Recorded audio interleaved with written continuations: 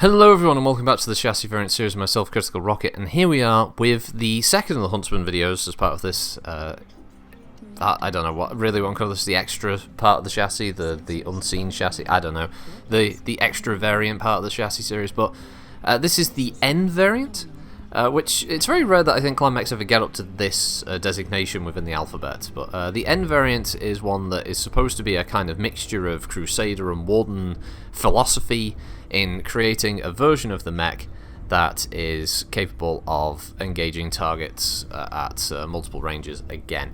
Sadly, there was another version that could have been made, but it didn't have ECM, so I couldn't. I could build all the equipment, I just couldn't put the ECM in it, which would have made it kind of pointless. Now, this was one of the weirder matches I've ever had. By all rights, about halfway into this, when the fight really kicks off, I should have been dead. There's no reason that I should have still been going. Don't know why, but you'll see it. It's a very weird one. It's a very short match as well by comparison to the other Huntsman video of the E version.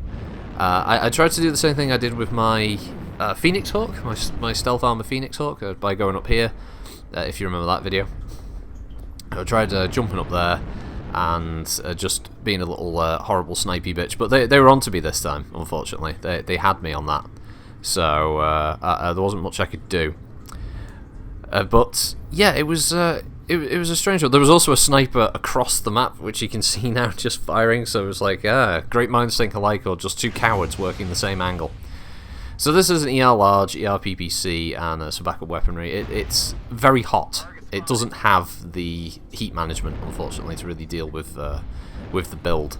So it's very high damage, and relies on being able to poke and shoot, basically. A lot of harassment fire, which I like the sort of slim down weapon groupings, because I find some of the Huntsmen were a little bit too heavy on that. But you've got the ER mediums, you've got the ATM-6 again, which was a popular thing with later models of the Huntsman, and yeah, the one big punch in the ER PPC. Now this is where by all rights it should have gone tits up.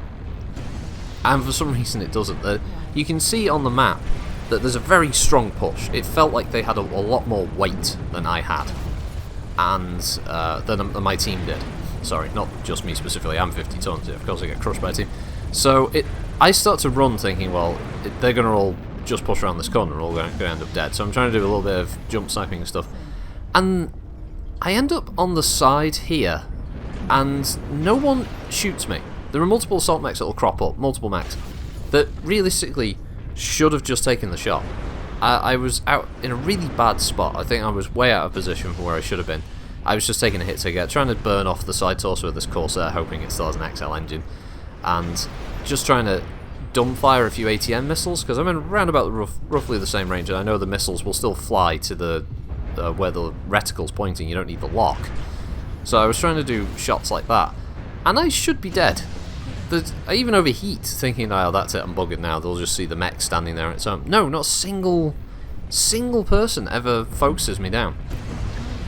And yeah, it was a strange match. It was very odd. This is what happened very late Friday evenings, like basically very, very early Saturday morning, or just Saturday morning for me in general. I always get very odd matches when I'm recording, and more often than not, you get these games. I don't know why. Maybe it's just there's like a mixture of very tired people all playing at the same time, or they're like heavily drunk or something. I don't know. No idea. But it works out for me brilliantly.